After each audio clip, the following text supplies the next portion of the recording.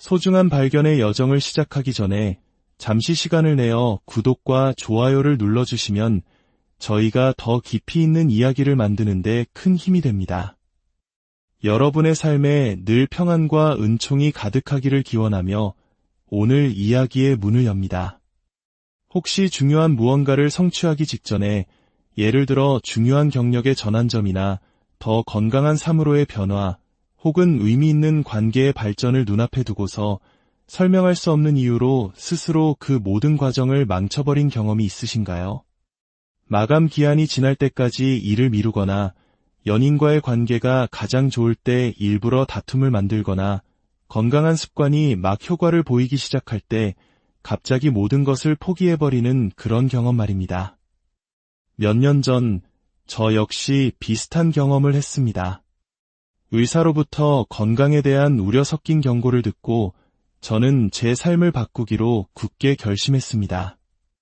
3개월 동안 저는 꾸준히 운동하고 영양가 있는 식사를 준비했으며 충분한 수면을 취했습니다. 그 결과는 놀라웠습니다. 에너지가 넘쳤고 기분은 한결 나아졌으며 건강검진 결과는 눈에 띄게 좋아졌습니다. 주변 친구들도 저의 긍정적인 변화를 알아보고 칭찬하기 시작했습니다. 그런데 바로 그때 마치 아무 일 없었다는 듯이 저는 제 자신과의 약속에 작은 예외들을 만들기 시작했습니다. 오늘 하루만 운동 쉬자는 생각이 사흘이 되고 이번 한 번만이라며 먹었던 간식은 매일의 즐거움이 되었습니다. 이 새로운 습관들이 제 삶을 모든 면에서 향상시키고 있다는 명백한 증거를 보면서도 저는 서서히 모든 것을 포기하고 말았습니다. 결국 처음 제 건강을 해쳤던 과거의 패턴으로 정확히 되돌아가고 말았죠. 몇 달이 지나서야 저는 깨달았습니다. 긍정적인 변화가 제 삶에 뿌리내리려 할 때마다 제 스스로 그것을 방해했던 것이 이번이 처음이 아니었다는 사실을요. 그리고 그 잔해 속에서 저는 수많은 사람들이 스스로에게 던지는 바로 그 질문을 되풀이하고 있었습니다. 나는 왜 항상 내 앞길을 스스로 막아서는 걸까? 이러한 자기 파괴의 패턴은 우리를 좌절하게 만들고 놀라울 정도로 흔하게 나타납니다. 하지만 우리는 그 심리적 뿌리를 거의 이해하지 못합니다. 오늘 우리는 역사상 가장 영향력 있는 심리학자 중 한 명인 칼 구스타프 융의 깊은 통찰 속으로 들어가 보려 합니다.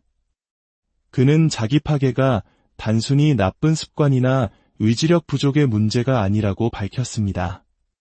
융은 이러한 자기 파괴적인 패턴이 우리 무의식 속 복잡한 메커니즘에서 비롯되며 역설적이게도 그 메커니즘은 우리를 보호하고 있다고 믿는다는 사실을 발견했습니다. 이 이야기를 통해 여러분은 왜 우리의 마음이 때때로 의식적인 소망과 반대로 움직이는지, 여러분의 자기 파괴를 이끄는 숨겨진 패턴을 어떻게 인식할 수 있는지, 그리고 가장 중요하게는 융이 인간의 궁극적인 심리적 목표라고 믿었던 통합과 온전함을 향한 여정을 어떻게 시작할 수 있는지 발견하게 될 것입니다. 자기 파괴에 대한 융의 통찰을 살펴보기 전에 이 혁명적인 사상의 주인공에 대해 잠시 알아보겠습니다. 1875년 스위스에서 태어난 칼 구스타프 융은 처음에는 지그문트 프로이트에 가까운 동료였지만 결국 자신만의 분석 심리학을 발전시키기 위해 그와 결별했습니다. 프로이트가 주로 억압된 성적 욕망에 초점을 맞춘 반면 융은 무의식의 세계에 대한 우리의 이해를 극적으로 확장시켰습니다. 그는 개인의 억압된 경험과 잊힌 기억을 담고 있는 개인 무의식과 모든 인류가 공유하며 보편적인 패턴과 이미지를 담고 있는 더 깊은 층인 집단 무의식을 구분했습니다. 그리고 이 집단 무의식의 원형적 형태를 원형이라고 불렀습니다. 내향성과 외향성, 콤플렉스, 그리고 사회적 가면을 의미하는 페르소나 같은 오늘날 우리가 스스로를 이해하는 데 사용하는 많은 용어들이 바로 융에게서 비롯되었습니다. 하지만 자기 파괴를 이해하는 데 있어 그의 가장 중요한 기여는 아마도 그림자라는 개념일 것입니다. 이는 우리가 부인하고 억압했거나 전혀 발전시키지 못한 우리 자신의 모든 부분들을 의미합니다. 융은 이런 유명한 말을 남겼습니다. 당신이 무의식을 의식화하기 전까지 무의식은 당신의 삶을 지배할 것이고 당신은 그것을 운명이라 부를 것이다. 융의 이론은 우리의 자기 파괴적 패턴에 대한 독특한 통찰을 제공합니다. 왜냐하면 그는 무의식이 단순히 억압된 욕망의 저장소가 아니라 때로는 우리의 의식적인 목표와 충돌하는 자신만의 의제를 가진 활동적이고 지적인 힘이라는 것을 인식했기 때문입니다. 그렇다면 융의 관점에서 자기 파괴란 정확히 무엇일까요? 핵심적으로 자기 파괴는 우리 내면의 무의식적인 힘이 의식적인 의도에 맞서 적극적으로 행동할 때 발생합니다. 이것은 단순한 실패나 불운이 아닙니다. 결정적인 순간에 예측 가능한 방식으로 스스로를 무너뜨리는 행동 패턴입니다. 현대 사회에서 이는 수많은 형태로 나타납니다. 결과를 알면서도 중요한 일을 미루는 지연 행동, 단기적인 위안을 주지만 장기적으로는 해를 끼치는 약물, 음식 또는 다른 것에 대한 자가치료, 관계가 진지해질수록 아끼는 사람을 밀어내는 관계 파괴, 그리고 기회를 피하거나 직장에서 갈등을 만들어 스스로를 작게 만드는 경력의 자기 제한 등이 있습니다. 패턴은 놀라울 정도로 일관됩니다. 상황이 더 나아지려고 할 때, 우리가 성장이나 성취의 정점에 있을 때, 우리 안에 무언가가 비상 브레이크를 당기는 것처럼 보입니다. 하지만 여기에 융이 인식한 역설이 있습니다. 왜 우리 자신의 일부가 우리가 의식적으로 원하는 목표를 의도적으로 해치려는 것일까요? 왜 우리는 반복적으로 자신의 행복, 성공 또는 안녕을 스스로 약화시키는 것일까요? 그 해답은 우리가 예상하는 것보다 훨씬 더 깊은 곳에 있습니다. 융은 자기 파괴의 주된 원인이 바로 그가 그림자라고 부른 것, 즉 우리가 부인하고 억압했거나 결코 발전시키지 못한 우리 자신의 모든 측면들이 모여있는 저장소에 있다고 믿었습니다.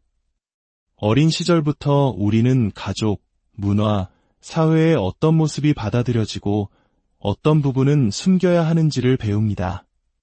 어쩌면 당신의 집에서는 분노를 표현하는 것이 허용되지 않았을 수도 있고 특정 재능이나 관심사가 무시당했을 수도 있습니다. 약한 모습을 보이면 거절당하거나 야망을 갖는 것이 이기적으로 비쳤을 수도 있습니다. 이러한 과정을 통해 우리 모두는 융이 페르소나라고 부른 세상에 받아들여질 만한 부분만을 보여주는 우리의 사회적 가면을 발달시킵니다. 특히 관계와 체면을 중시하는 한국 사회에서 살아가는 우리에게 이 페르소나는 무척이나 익숙한 개념일 것입니다. 하지만 그렇게 부인된 측면들은 단순히 사라지지 않습니다. 그것들은 그림자 속으로 밀려나 의식의 문턱 아래에서 계속 존재하며 우리에게 영향을 미칩니다. 여기서 중요한 통찰이 있습니다. 그림자는 단지 부정적인 특성들만 담고 있는 것이 아니라 종종 우리의 가장 중요하고 창의적인 에너지를 포함하고 있다는 것입니다. 우리가 자신의 특정 측면을 부인할 때 우리는 그 측면이 가진 잠재적인 긍정적 표현에 접근할 기회 또한 잃어버립니다. 그림자와 자기 파괴의 관계는 직접적이고 강력합니다. 상당한 양의 그림자가 인식되지 않은 채 남아있을 때 그것은 왜곡되고 종종 파괴적인 방식으로 나타나는 경향이 있습니다.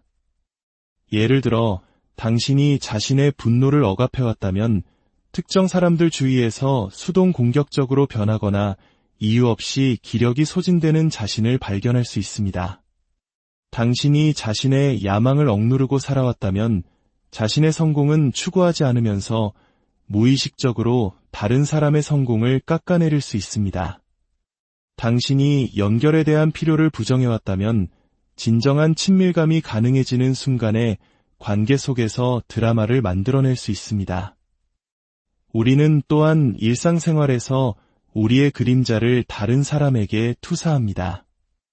즉, 우리가 자신 안에서 부인했던 바로 그 특성들을 다른 사람에게서 발견하고 비난하는 것입니다. 당신을 가장 강렬하게 자극하는 사람은 종종 당신의 그림자가 투사된 대상일 가능성이 높습니다. 융은 이렇게 말했습니다. 타인에 대해 우리를 짜증나게 하는 모든 것은 우리 자신을 이해하도록 이끌 수 있다. 그림자와 밀접하게 관련된 것은 현대융 심리학자들이 상처받은 내면 I라고 부르는 것입니다. 이것은 어린 시절에 해결되지 않은 고통을 지니고 있는 우리 자신의 일부입니다. 융은 어린 시절의 상처가 콤플렉스라고 부르는 것을 만들어낸다고 보았습니다. 이는 현재의 상황에서 촉발될 수 있는 감정적으로 충전된 생각과 감정의 덩어리입니다. 이러한 콤플렉스는 종종 우리의 자기 파괴 패턴의 핵심을 형성합니다. 심리학자들이 반복 강박이라고 부르는 것을 생각해 보십시오. 이는 과거의 고통스러운 상황을 무의식적으로 재현하려는 경향입니다. 융의 관점에서 이것은 단순히 자기 학대가 아닙니다. 오히려 한때 우리를 압도했던 것을 마침내 숙달하고 해결되지 않은 채 남겨진 것을 끝내 해결하려는 정신의 시도입니다. 예를 들어 어린 시절에 버림받는 경험을 했다면 당신은 혼자가 되고 싶어서가 아니라 그 버림받는 경험을 스스로 통제함으로써 최초의 상처를 해결하려는 무의식적인 시도 때문에 관계가 끝나는 상황을 만들어낼 수 있습니다. 이러한 패턴들이 그토록 끈질긴 이유는 그것들이 원래 생존 전략으로 개발되었기 때문입니다. 거절을 피하기 위해 자신의 진정한 감정을 숨기는 법을 배운 아이는 그 환경에서 필요한 일을 하고 있었던 것입니다. 문제는 이러한 전략들이 더 이상 필요 없게 된 후에도 계속되어 이제 우리가 의식적으로 원하는 바로 그것들을 약화시킬 때 발생합니다. 융은 말했습니다. 나는 나에게 일어난 일이 아니다. 나는 내가 되기로 선택한 것이다. 하지만 그 선택은 우리의 과거가 어떻게 계속해서 현재를 형성하고 있는지 의식하게 될 것을 요구합니다. 융의 가장 혁명적인 통찰 중 하나는 정신을 본질적으로 온전함과 균형을 추구하는 자기 조절 시스템으로 이해한 것입니다. 이 관점에서 보면 자기 파괴는 단순히 기능 장애가 아닙니다. 그것은 종종 목적론적인 기능, 즉 그 목적이 우리의 의식적인 마음에 즉시 명확하게 보이지 않더라도 어떤 목적을 수행하고 있다는 것을 의미합니다.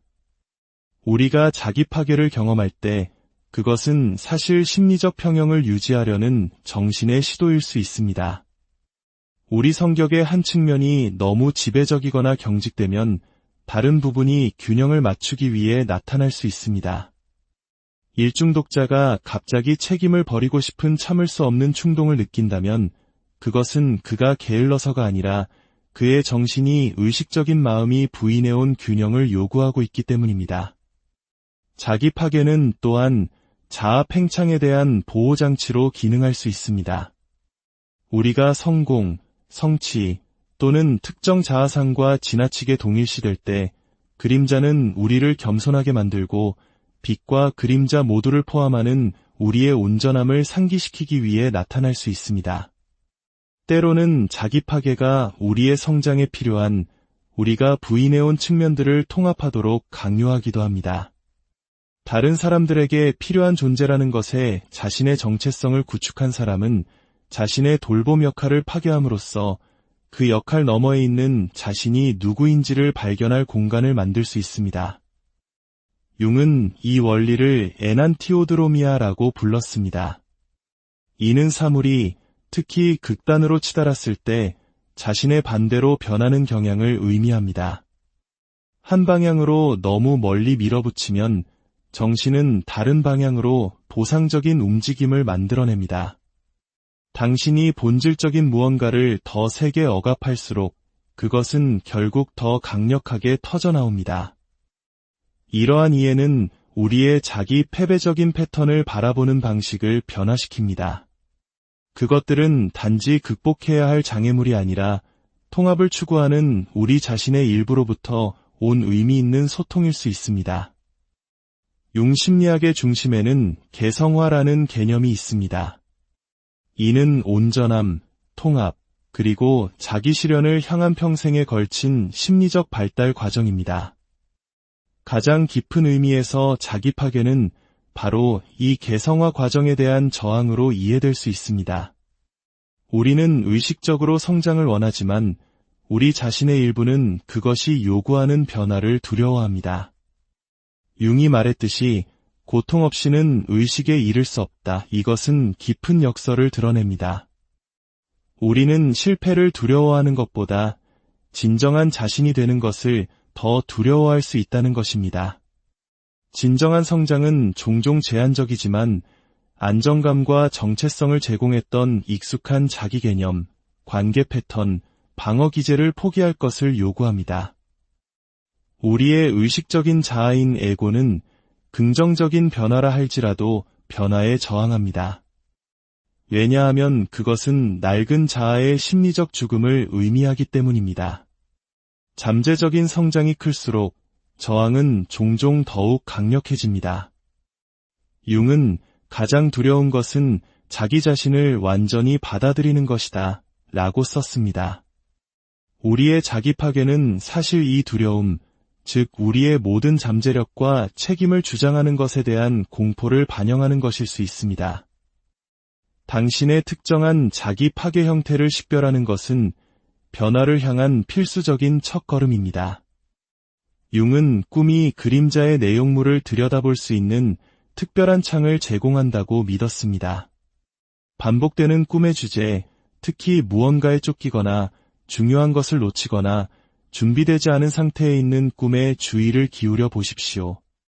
이것들은 종종 당신의 목표를 둘러싼 무의식적인 갈등을 반영합니다. 또 다른 융의 기법은 적극적 상상입니다. 이것은 당신 자신의 다른 측면들과 대화하는 일종의 유도된 백일몽입니다. 당신의 자기 파괴적인 행동을 자신만의 목소리와 관점을 가진 인물이나 실체로 상상해 보십시오. 그것은 당신의 삶에서 자신의 목적에 대해 무엇이라고 말할까요? 만약 방해를 멈춘다면 무슨 일이 일어날 것을 두려워할까요? 자신에게 정직하게 자문해 보는 것이 중요합니다. 당신의 삶에서 어떤 패턴이 반복적으로 나타났습니까? 어느 지점에서 상황이 보통 잘못되나요? 성장하면서 자신에 대해 어떤 점이 용납될 수 없다고 배웠습니까? 타인의 어떤 측면이 당신 안에서 강한 반응을 일으킵니까? 다음의 질문들을 통해 당신의 그림자를 탐색해 보십시오. 나는 언제 나 자신에 대해 가장 부끄러움을 느꼈으며 그때 어떤 특성을 표현하고 있었는가?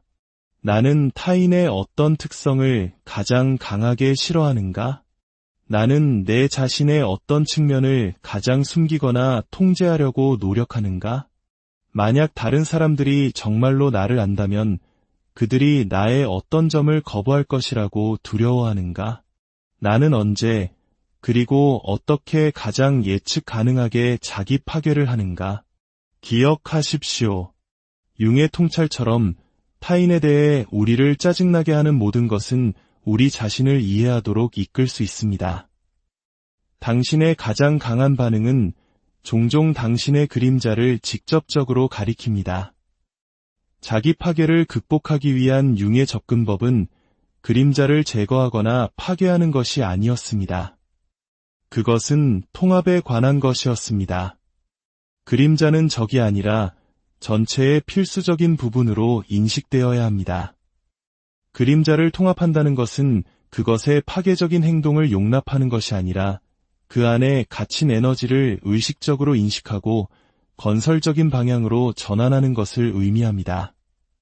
이는 용기와 정직함, 그리고 깊은 자기 연민을 요구하는 평생의 과정입니다. 당신의 자기 파괴적 패턴은 실패의 증거가 아닙니다. 그것은 더 깊은 통합과 온전함을 향한 당신 영혼의 부름입니다. 오늘 우리는 칼 융의 깊은 지혜를 통해 우리 자신의 가장 어두운 구석을 탐험했습니다. 자기 파괴라는 고통스러운 경험이 사실은 우리를 온전함으로 이끌기 위한 무의식의 필사적인 신호일 수 있다는 것을 배웠습니다. 이 여정은 쉽지 않습니다. 우리 안의 그림자를 마주하는 것은 두려운 일일 수 있습니다. 하지만 그 그림자 속에는 우리가 잃어버렸던 힘과 창의성, 그리고 진정한 자기 자신이 될 수 있는 가능성이 숨겨져 있습니다. 오늘의 이야기가 여기서 끝나지만 여러분 각자의 진정한 여정은 이제 시작입니다. 부디 자신의 빛과 그림자 모두를 들여다볼 용기를 내시길 바랍니다. 그 여정이 당신을 더 풍요롭고 온전한 자신으로 이끌어 주기를, 당신의 삶에 늘 평화가 함께하기를 진심으로 기도합니다. 더 깊은 탐구를 원하신다면 융해져서 인간과 상징이나 그림자 작업에 대한 쉬운 입문서인 로버트 존슨의 당신의 그림자를 소유하라로 시작해 보시기를 추천합니다. 오늘 이야기가 당신의 마음에 작은 울림을 주었다면 좋아요와 구독으로 저희의 여정에 동참해 주십시오. 당신의 지지는 저희가 이처럼 의미 있는 콘텐츠를 계속해서 만드는 데 큰 힘이 됩니다. 다음 시간까지 융의 지혜를 기억하십시오. 나는 나에게 일어난 일이 아니다. 나는 내 소중한 발견의 여정을 시작하기 전에 잠시 시간을 내어 구독과 좋아요를 눌러주시면 저희가 더 깊이 있는 이야기를 만드는 데 큰 힘이 됩니다. 여러분의 삶에 늘 평안과 은총이 가득하기를 기원하며 오늘 이야기의 문을 엽니다. 혹시 중요한 무언가를 성취하기 직전에, 예를 들어 중요한 경력의 전환점이나 더 건강한 삶으로의 변화, 혹은 의미 있는 관계의 발전을 눈앞에 두고서 설명할 수 없는 이유로 스스로 그 모든 과정을 망쳐버린 경험이 있으신가요? 마감 기한이 지날 때까지 일을 미루거나, 연인과의 관계가 가장 좋을 때 일부러 다툼을 만들거나, 건강한 습관이 막 효과를 보이기 시작할 때 갑자기 모든 것을 포기해버리는 그런 경험 말입니다. 몇 년 전 저 역시 비슷한 경험을 했습니다. 의사로부터 건강에 대한 우려 섞인 경고를 듣고 저는 제 삶을 바꾸기로 굳게 결심했습니다. 3개월 동안 저는 꾸준히 운동하고 영양가 있는 식사를 준비했으며 충분한 수면을 취했습니다. 그 결과는 놀라웠습니다. 에너지가 넘쳤고 기분은 한결 나아졌으며 건강검진 결과는 눈에 띄게 좋아졌습니다. 주변 친구들도 저의 긍정적인 변화를 알아보고 칭찬하기 시작했습니다. 그런데 바로 그때 마치 아무 일 없었다는 듯이 저는 제 자신과의 약속에 작은 예외들을 만들기 시작했습니다. 오늘 하루만 운동 쉬자는 생각이 사흘이 되고 이번 한 번만이라며 먹었던 간식은 매일의 즐거움이 되었습니다. 이 새로운 습관들이 제 삶을 모든 면에서 향상시키고 있다는 명백한 증거를 보면서도 저는 서서히 모든 것을 포기하고 말았습니다. 결국 처음 제 건강을 해쳤던 과거의 패턴으로 정확히 되돌아가고 말았죠. 몇 달이 지나서야 저는 깨달았습니다. 긍정적인 변화가 제 삶에 뿌리내리려 할 때마다 제 스스로 그것을 방해했던 것이 이번이 처음이 아니었다는 사실을요. 그리고 그 잔해 속에서 저는 수많은 사람들이 스스로에게 던지는 바로 그 질문을 되풀이하고 있었습니다. 나는 왜 항상 내 앞길을 스스로 막아서는 걸까? 이러한 자기 파괴의 패턴은 우리를 좌절하게 만들고 놀라울 정도로 흔하게 나타납니다. 하지만 우리는 그 심리적 뿌리를 거의 이해하지 못합니다. 오늘 우리는 역사상 가장 영향력 있는 심리학자 중 한 명인 칼 구스타프 융의 깊은 통찰 속으로 들어가 보려 합니다. 그는 자기 파괴가 단순히 나쁜 습관이나 의지력 부족의 문제가 아니라고 밝혔습니다. 융은 이러한 자기 파괴적인 패턴이 우리 무의식 속 복잡한 메커니즘에서 비롯되며 역설적이게도 그 메커니즘은 우리를 보호하고 있다고 믿는다는 사실을 발견했습니다. 이 이야기를 통해 여러분은 왜 우리의 마음이 때때로 의식적인 소망과 반대로 움직이는지, 여러분의 자기 파괴를 이끄는 숨겨진 패턴을 어떻게 인식할 수 있는지, 그리고 가장 중요하게는 융이 인간의 궁극적인 심리적 목표라고 믿었던 통합과 온전함을 향한 여정을 어떻게 시작할 수 있는지 발견하게 될 것입니다. 자기 파괴에 대한 융의 통찰을 살펴보기 전에 이 혁명적인 사상의 주인공에 대해 잠시 알아보겠습니다. 1875년 스위스에서 태어난 칼 구스타프 융은 처음에는 지그문트 프로이트에 가까운 동료였지만 결국 자신만의 분석 심리학을 발전시키기 위해 그와 결별했습니다. 프로이트가 주로 억압된 성적 욕망에 초점을 맞춘 반면 융은 무의식의 세계에 대한 우리의 이해를 극적으로 확장시켰습니다. 그는 개인의 억압된 경험과 잊힌 기억을 담고 있는 개인 무의식과 모든 인류가 공유하며 보편적인 패턴과 이미지를 담고 있는 더 깊은 층인 집단 무의식을 구분했습니다. 그리고 이 집단 무의식의 원형적 형태를 원형이라고 불렀습니다. 내향성과 외향성, 콤플렉스, 그리고 사회적 가면을 의미하는 페르소나 같은 오늘날 우리가 스스로를 이해하는 데 사용하는 많은 용어들이 바로 융에게서 비롯되었습니다. 하지만 자기 파괴를 이해하는 데 있어 그의 가장 중요한 기여는 아마도 그림자라는 개념일 것입니다. 이는 우리가 부인하고 억압했거나 전혀 발전시키지 못한 우리 자신의 모든 부분들을 의미합니다. 융은 이런 유명한 말을 남겼습니다. 당신이 무의식을 의식화하기 전까지 무의식은 당신의 삶을 지배할 것이고 당신은 그것을 운명이라 부를 것이다. 융의 이론은 우리의 자기 파괴적 패턴에 대한 독특한 통찰을 제공합니다. 왜냐하면 그는 무의식이 단순히 억압된 욕망의 저장소가 아니라 때로는 우리의 의식적인 목표와 충돌하는 자신만의 의제를 가진 활동적이고 지적인 힘이라는 것을 인식했기 때문입니다. 그렇다면 융의 관점에서 자기 파괴란 정확히 무엇일까요? 핵심적으로 자기 파괴는 우리 내면의 무의식적인 힘이 의식적인 의도에 맞서 적극적으로 행동할 때 발생합니다. 이것은 단순한 실패나 불운이 아닙니다. 결정적인 순간에 예측 가능한 방식으로 스스로를 무너뜨리는 행동 패턴입니다. 현대 사회에서 이는 수많은 형태로 나타납니다.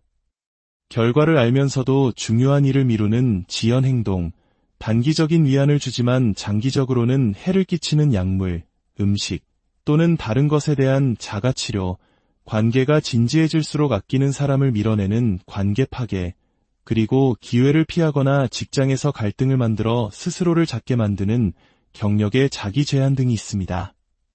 패턴은 놀라울 정도로 일관됩니다. 상황이 더 나아지려고 할 때, 우리가 성장이나 성취의 정점에 있을 때, 우리 안에 무언가가 비상 브레이크를 당기는 것처럼 보입니다. 하지만 여기에 융이 인식한 역설이 있습니다.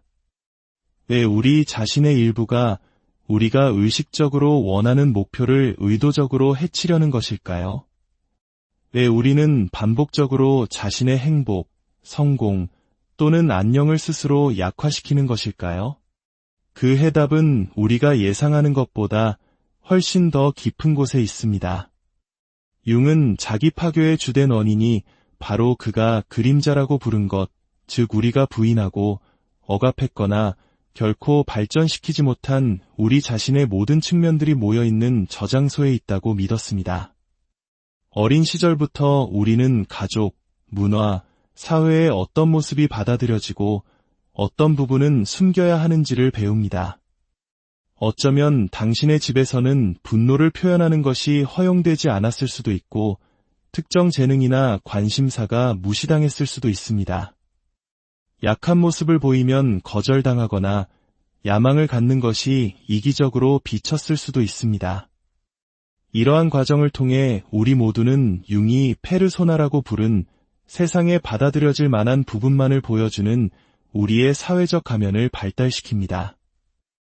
특히 관계와 체면을 중시하는 한국 사회에서 살아가는 우리에게 이 페르소나는 무척이나 익숙한 개념일 것입니다. 하지만 그렇게 부인된 측면들은 단순히 사라지지 않습니다. 그것들은 그림자 속으로 밀려나 의식의 문턱 아래에서 계속 존재하며 우리에게 영향을 미칩니다. 여기서 중요한 통찰이 있습니다. 그림자는 단지 부정적인 특성들만 담고 있는 것이 아니라 종종 우리의 가장 중요하고 창의적인 에너지를 포함하고 있다는 것입니다. 우리가 자신의 특정 측면을 부인할 때 우리는 그 측면이 가진 잠재적인 긍정적 표현에 접근할 기회 또한 잃어버립니다. 그림자와 자기 파괴의 관계는 직접적이고 강력합니다. 상당한 양의 그림자가 인식되지 않은 채 남아있을 때 그것은 왜곡되고 종종 파괴적인 방식으로 나타나는 경향이 있습니다. 예를 들어 당신이 자신의 분노를 억압해왔다면 특정 사람들 주위에서 수동 공격적으로 변하거나 이유 없이 기력이 소진되는 자신을 발견할 수 있습니다. 당신이 자신의 야망을 억누르고 살아왔다면 자신의 성공은 추구하지 않으면서 무의식적으로 다른 사람의 성공을 깎아내릴 수 있습니다. 당신이 연결에 대한 필요를 부정해왔다면 진정한 친밀감이 가능해지는 순간에 관계 속에서 드라마를 만들어낼 수 있습니다. 우리는 또한 일상생활에서 우리의 그림자를 다른 사람에게 투사합니다. 즉, 우리가 자신 안에서 부인했던 바로 그 특성들을 다른 사람에게서 발견하고 비난하는 것입니다. 당신을 가장 강렬하게 자극하는 사람은 종종 당신의 그림자가 투사된 대상일 가능성이 높습니다. 융은 이렇게 말했습니다. 타인에 대해 우리를 짜증나게 하는 모든 것은 우리 자신을 이해하도록 이끌 수 있다. 그림자와 밀접하게 관련된 것은 현대융 심리학자들이 상처받은 내면 아이라고 부르는 것입니다. 이것은 어린 시절에 해결되지 않은 고통을 지니고 있는 우리 자신의 일부입니다. 융은 어린 시절의 상처가 콤플렉스라고 부르는 것을 만들어낸다고 보았습니다. 이는 현재의 상황에서 촉발될 수 있는 감정적으로 충전된 생각과 감정의 덩어리입니다. 이러한 콤플렉스는 종종 우리의 자기 파괴 패턴의 핵심을 형성합니다. 심리학자들이 반복 강박이라고 부르는 것을 생각해 보십시오. 이는 과거의 고통스러운 상황을 무의식적으로 재현하려는 경향입니다. 융의 관점에서 이것은 단순히 자기 학대가 아닙니다. 오히려 한때 우리를 압도했던 것을 마침내 숙달하고 해결되지 않은 채 남겨진 것을 끝내 해결하려는 정신의 시도입니다. 예를 들어 어린 시절에 버림받는 경험을 했다면 당신은 혼자가 되고 싶어서가 아니라 그 버림받는 경험을 스스로 통제함으로써 최초의 상처를 해결하려는 무의식적인 시도 때문에 관계가 끝나는 상황을 만들어낼 수 있습니다.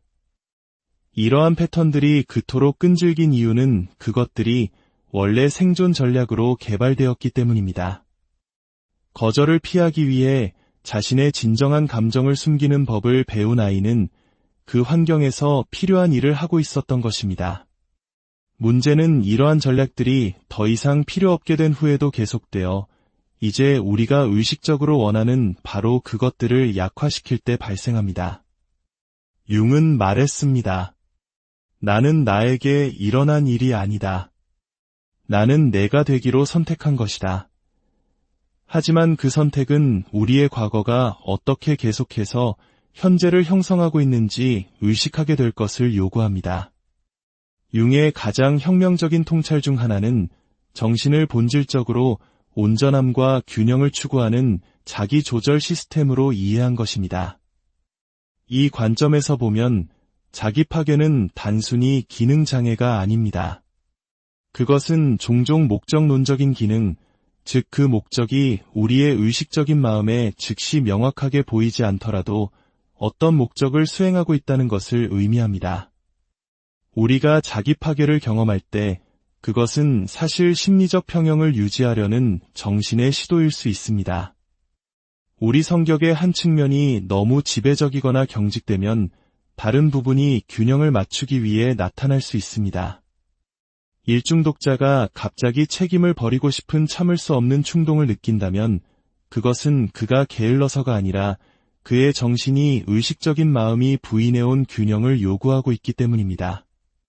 자기 파괴는 또한 자아 팽창에 대한 보호장치로 기능할 수 있습니다.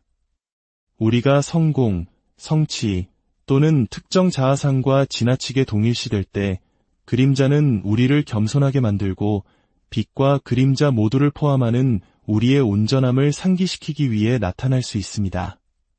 때로는 자기 파괴가 우리의 성장에 필요한 우리가 부인해온 측면들을 통합하도록 강요하기도 합니다. 다른 사람들에게 필요한 존재라는 것에 자신의 정체성을 구축한 사람은 자신의 돌봄 역할을 파괴함으로써 그 역할 너머에 있는 자신이 누구인지를 발견할 공간을 만들 수 있습니다. 융은 이 원리를 에난티오드로미아라고 불렀습니다. 이는 사물이 특히 극단으로 치달았을 때 자신의 반대로 변하는 경향을 의미합니다. 한 방향으로 너무 멀리 밀어붙이면 정신은 다른 방향으로 보상적인 움직임을 만들어냅니다. 당신이 본질적인 무언가를 더 세게 억압할수록 그것은 결국 더 강력하게 터져나옵니다. 이러한 이해는 우리의 자기 패배적인 패턴을 바라보는 방식을 변화시킵니다.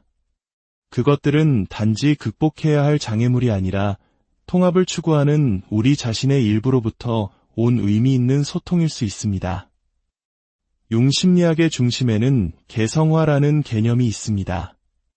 이는 온전함, 통합, 그리고 자기 실현을 향한 평생에 걸친 심리적 발달 과정입니다. 가장 깊은 의미에서 자기 파괴는 바로 이 개성화 과정에 대한 저항으로 이해될 수 있습니다. 우리는 의식적으로 성장을 원하지만 우리 자신의 일부는 그것이 요구하는 변화를 두려워합니다. 융이 말했듯이 고통 없이는 의식에 이를 수 없다. 이것은 깊은 역설을 드러냅니다. 우리는 실패를 두려워하는 것보다 진정한 자신이 되는 것을 더 두려워할 수 있다는 것입니다. 진정한 성장은 종종 제한적이지만 안정감과 정체성을 제공했던 익숙한 자기 개념, 관계 패턴, 방어 기제를 포기할 것을 요구합니다. 우리의 의식적인 자아인 에고는 긍정적인 변화라 할지라도 변화에 저항합니다. 왜냐하면 그것은 낡은 자아의 심리적 죽음을 의미하기 때문입니다. 잠재적인 성장이 클수록 저항은 종종 더욱 강력해집니다. 융은 가장 두려운 것은 자기 자신을 완전히 받아들이는 것이다 라고 썼습니다. 우리의 자기 파괴는 사실 이 두려움, 즉 우리의 모든 잠재력과 책임을 주장하는 것에 대한 공포를 반영하는 것일 수 있습니다. 당신의 특정한 자기 파괴 형태를 식별하는 것은 변화를 향한 필수적인 첫걸음입니다. 융은 꿈이 그림자의 내용물을 들여다볼 수 있는 특별한 창을 제공한다고 믿었습니다.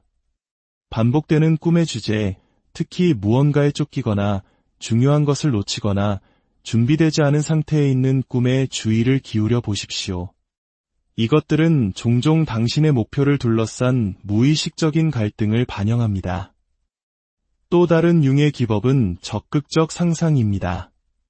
이것은 당신 자신의 다른 측면들과 대화하는 일종의 유도된 백일몽입니다. 당신의 자기 파괴적인 행동을 자신만의 목소리와 관점을 가진 인물이나 실체로 상상해 보십시오. 그것은 당신의 삶에서 자신의 목적에 대해 무엇이라고 말할까요? 만약 방해를 멈춘다면 무슨 일이 일어날 것을 두려워할까요? 자신에게 정직하게 자문해 보는 것이 중요합니다. 당신의 삶에서 어떤 패턴이 반복적으로 나타났습니까? 어느 지점에서 상황이 보통 잘못되나요? 성장하면서 자신에 대해 어떤 점이 용납될 수 없다고 배웠습니까? 타인의 어떤 측면이 당신 안에서 강한 반응을 일으킵니까? 다음의 질문들을 통해 당신의 그림자를 탐색해 보십시오. 나는 언제 나 자신에 대해 가장 부끄러움을 느꼈으며 그때 어떤 특성을 표현하고 있었는가? 나는 타인의 어떤 특성을 가장 강하게 싫어하는가? 나는 내 자신의 어떤 측면을 가장 숨기거나 통제하려고 노력하는가? 만약 다른 사람들이 정말로 나를 안다면 그들이 나의 어떤 점을 거부할 것이라고 두려워하는가? 나는 언제, 그리고 어떻게 가장 예측 가능하게 자기 파괴를 하는가? 기억하십시오. 융의 통찰처럼 타인에 대해 우리를 짜증나게 하는 모든 것은 우리 자신을 이해하도록 이끌 수 있습니다. 당신의 가장 강한 반응은 종종 당신의 그림자를 직접적으로 가리킵니다. 자기 파괴를 극복하기 위한 융의 접근법은 그림자를 제거하거나 파괴하는 것이 아니었습니다. 그것은 통합에 관한 것이었습니다. 그림자는 적이 아니라 전체의 필수적인 부분으로 인식되어야 합니다. 그림자를 통합한다는 것은 그것의 파괴적인 행동을 용납하는 것이 아니라 그 안에 갇힌 에너지를 의식적으로 인식하고 건설적인 방향으로 전환하는 것을 의미합니다. 이는 용기와 정직함, 그리고 깊은 자기 연민을 요구하는 평생의 과정입니다. 당신의 자기 파괴적 패턴은 실패의 증거가 아닙니다. 그것은 더 깊은 통합과 온전함을 향한 당신 영혼의 부름입니다. 오늘 우리는 칼융의 깊은 지혜를 통해 우리 자신의 가장 어두운 구석을 탐험했습니다. 자기 파괴라는 고통스러운 경험이 사실은 우리를 온전함으로 이끌기 위한 무의식의 필사적인 신호일 수 있다는 것을 배웠습니다. 이 여정은 쉽지 않습니다.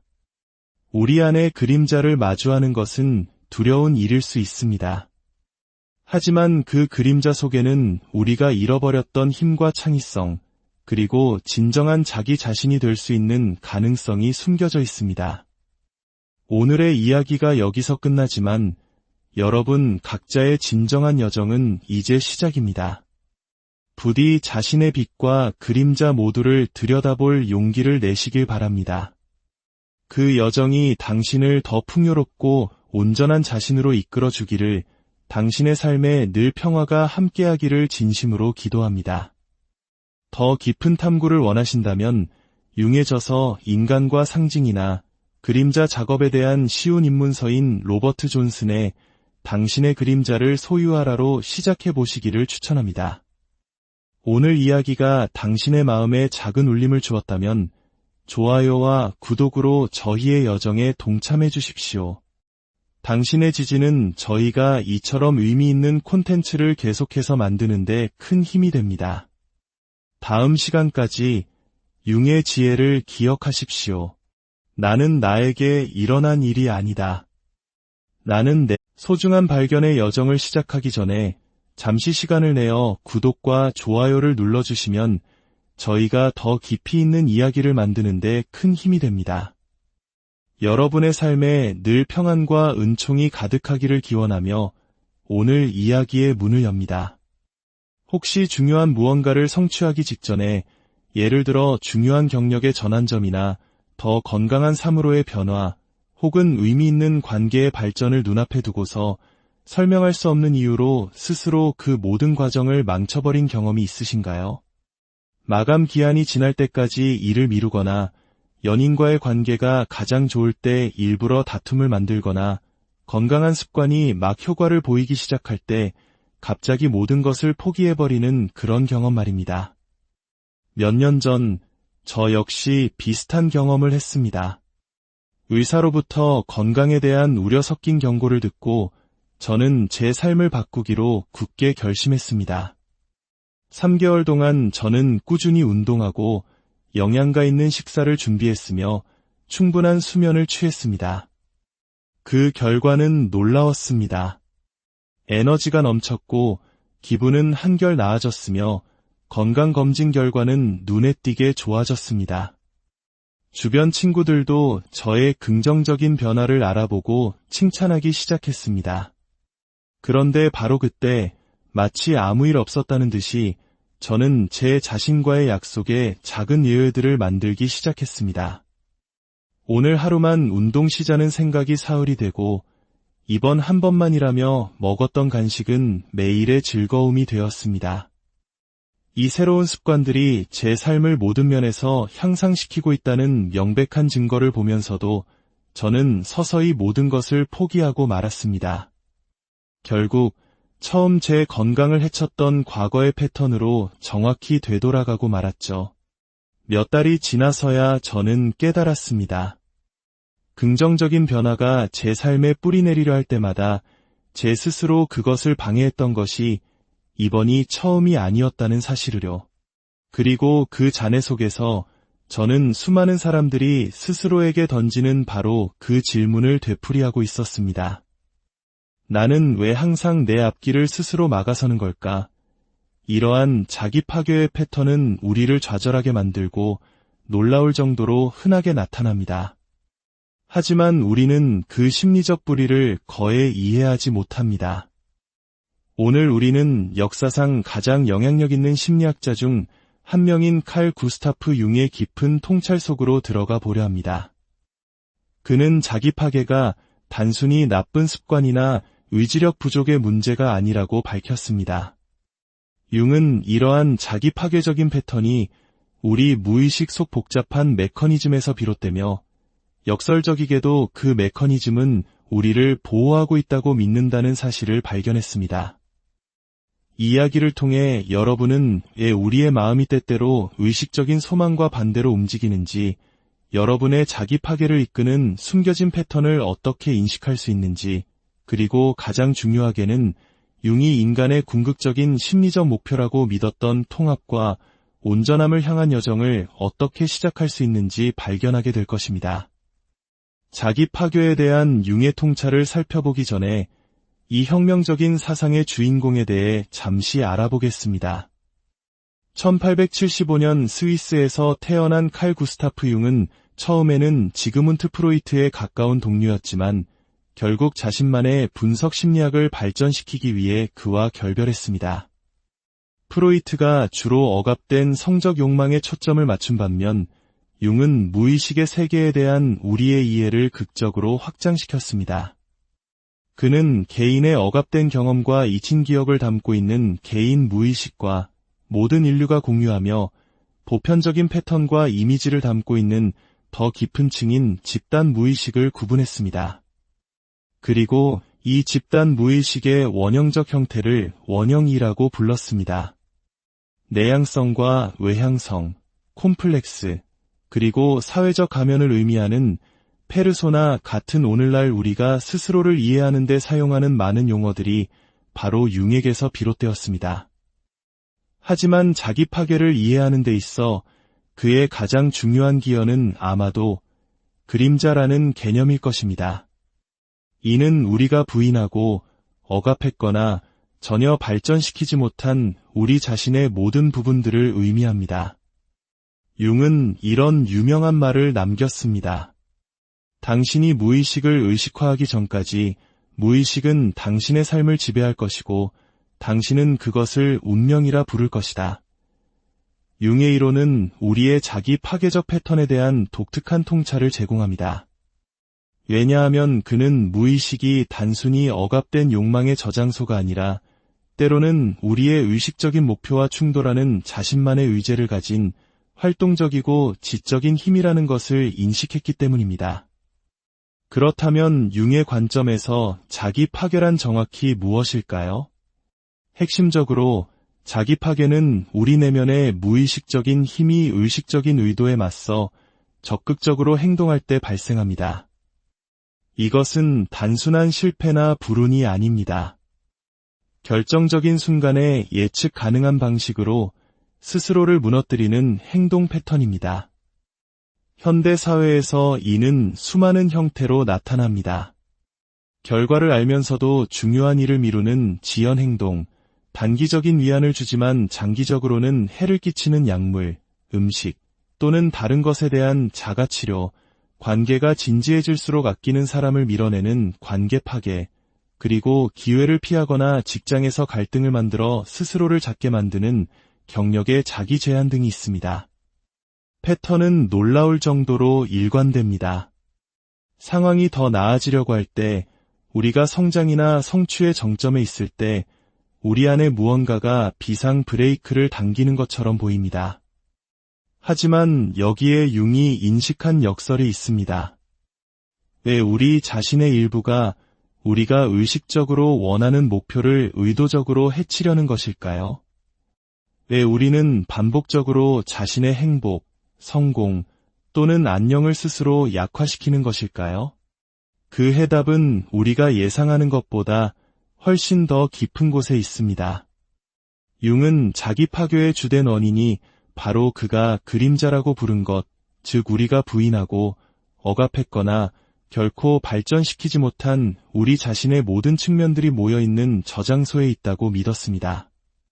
어린 시절부터 우리는 가족, 문화, 사회의 어떤 모습이 받아들여지고 어떤 부분은 숨겨야 하는지를 배웁니다. 어쩌면 당신의 집에서는 분노를 표현하는 것이 허용되지 않았을 수도 있고 특정 재능이나 관심사가 무시당했을 수도 있습니다. 약한 모습을 보이면 거절당하거나 야망을 갖는 것이 이기적으로 비쳤을 수도 있습니다. 이러한 과정을 통해 우리 모두는 융이 페르소나라고 부른 세상에 받아들여질 만한 부분만을 보여주는 우리의 사회적 가면을 발달시킵니다. 특히 관계와 체면을 중시하는 한국 사회에서 살아가는 우리에게 이 페르소나는 무척이나 익숙한 개념일 것입니다. 하지만 그렇게 부인된 측면들은 단순히 사라지지 않습니다. 그것들은 그림자 속으로 밀려나 의식의 문턱 아래에서 계속 존재하며 우리에게 영향을 미칩니다.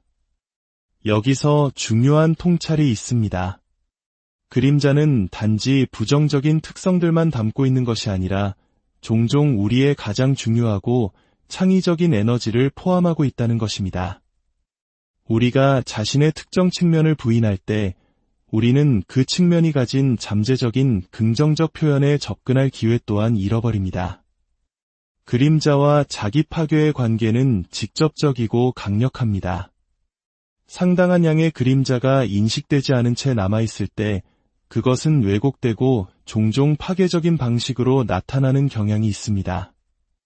예를 들어 당신이 자신의 분노를 억압해왔다면 특정 사람들 주위에서 수동 공격적으로 변하거나 이유 없이 기력이 소진되는 자신을 발견할 수 있습니다. 당신이 자신의 야망을 억누르고 살아왔다면 자신의 성공은 추구하지 않으면서 무의식적으로 다른 사람의 성공을 깎아내릴 수 있습니다. 당신이 연결에 대한 필요를 부정해왔다면 진정한 친밀감이 가능해지는 순간에 관계 속에서 드라마를 만들어낼 수 있습니다. 우리는 또한 일상생활에서 우리의 그림자를 다른 사람에게 투사합니다. 즉, 우리가 자신 안에서 부인했던 바로 그 특성들을 다른 사람에게서 발견하고 비난하는 것입니다. 당신을 가장 강렬하게 자극하는 사람은 종종 당신의 그림자가 투사된 대상일 가능성이 높습니다.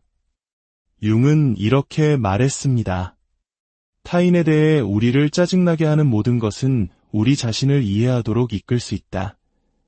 그림자와 밀접하게 관련된 것은 현대융 심리학자들이 상처받은 내면 I라고 부르는 것입니다.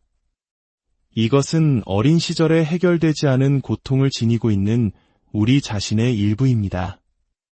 융은 어린 시절의 상처가 콤플렉스라고 부르는 것을 만들어낸다고 보았습니다. 이는 현재의 상황에서 촉발될 수 있는 감정적으로 충전된 생각과 감정의 덩어리입니다. 이러한 콤플렉스는 종종 우리의 자기 파괴 패턴의 핵심을 형성합니다. 심리학자들이 반복 강박이라고 부르는 것을 생각해 보십시오. 이는 과거의 고통스러운 상황을 무의식적으로 재현하려는 경향입니다. 융의 관점에서 이것은 단순히 자기 학대가 아닙니다. 오히려 한때 우리를 압도했던 것을 마침내 숙달하고 해결되지 않은 채 남겨진 것을 끝내 해결하려는 정신의 시도입니다. 예를 들어 어린 시절에 버림받는 경험을 했다면 당신은 혼자가 되고 싶어서가 아니라 그 버림받는 경험을 스스로 통제함으로써 최초의 상처를 해결하려는 무의식적인 시도 때문에 관계가 끝나는 상황을 만들어낼 수 있습니다.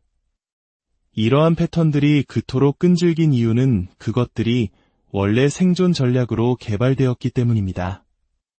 거절을 피하기 위해 자신의 진정한 감정을 숨기는 법을 배운 아이는 그 환경에서 필요한 일을 하고 있었던 것입니다. 문제는 이러한 전략들이 더 이상 필요 없게 된 후에도 계속되어 이제 우리가 의식적으로 원하는 바로 그것들을 약화시킬 때 발생합니다. 융은 말했습니다. 나는 나에게 일어난 일이 아니다. 나는 내가 되기로 선택한 것이다. 하지만 그 선택은 우리의 과거가 어떻게 계속해서 현재를 형성하고 있는지 의식하게 될 것을 요구합니다. 융의 가장 혁명적인 통찰 중 하나는 정신을 본질적으로 온전함과 균형을 추구하는 자기 조절 시스템으로 이해한 것입니다. 이 관점에서 보면 자기 파괴는 단순히 기능 장애가 아닙니다. 그것은 종종 목적론적인 기능, 즉 그 목적이 우리의 의식적인 마음에 즉시 명확하게 보이지 않더라도 어떤 목적을 수행하고 있다는 것을 의미합니다. 우리가 자기 파괴를 경험할 때 그것은 사실 심리적 평형을 유지하려는 정신의 시도일 수 있습니다. 우리 성격의 한 측면이 너무 지배적이거나 경직되면 다른 부분이 균형을 맞추기 위해 나타날 수 있습니다. 일중독자가 갑자기 책임을 버리고 싶은 참을 수 없는 충동을 느낀다면 그것은 그가 게을러서가 아니라 그의 정신이 의식적인 마음이 부인해온 균형을 요구하고 있기 때문입니다. 자기 파괴는 또한 자아 팽창에 대한 보호장치로 기능할 수 있습니다.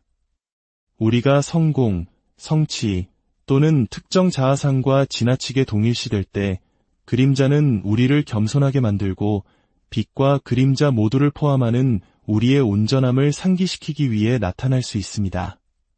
때로는 자기 파괴가 우리의 성장에 필요한 우리가 부인해온 측면들을 통합하도록 강요하기도 합니다.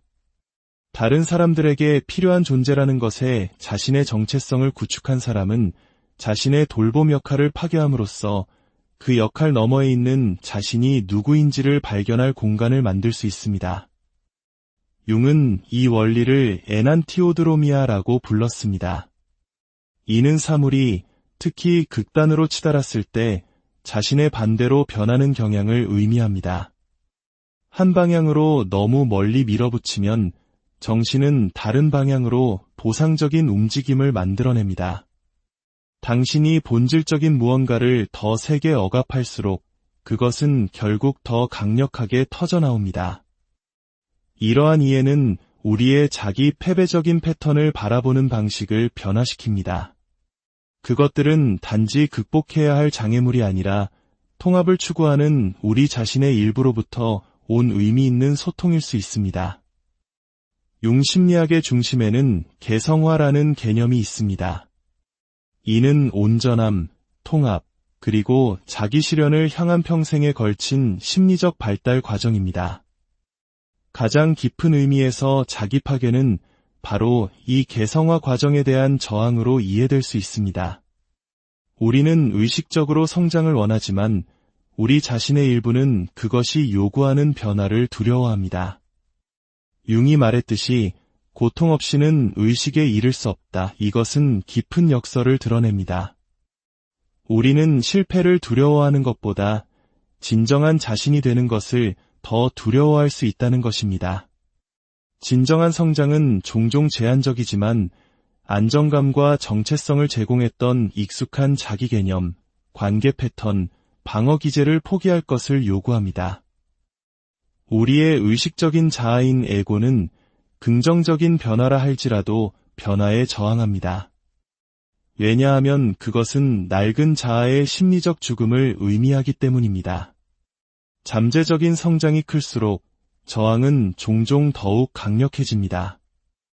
융은 가장 두려운 것은 자기 자신을 완전히 받아들이는 것이다 라고 썼습니다. 우리의 자기 파괴는 사실 이 두려움, 즉 우리의 모든 잠재력과 책임을 주장하는 것에 대한 공포를 반영하는 것일 수 있습니다. 당신의 특정한 자기 파괴 형태를 식별하는 것은 변화를 향한 필수적인 첫걸음입니다. 융은 꿈이 그림자의 내용물을 들여다볼 수 있는 특별한